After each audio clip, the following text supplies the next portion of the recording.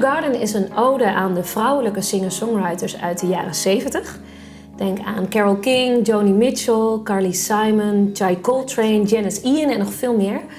En de muziek staat centraal, maar ik vertel ook wat persoonlijke verhalen erbij en wat achtergrondinfo over de liedjes. En toen kwam er gelukkig een wat oudere vrouw langs.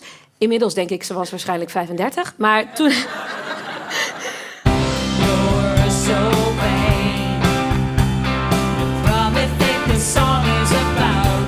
Ik heb een super fijne band met Bas Schouten op gitaar, Dirk Schreuders op basgitaar en Bouke Bakker op drums. I learned the truth at 17, that love was meant for beauty queens.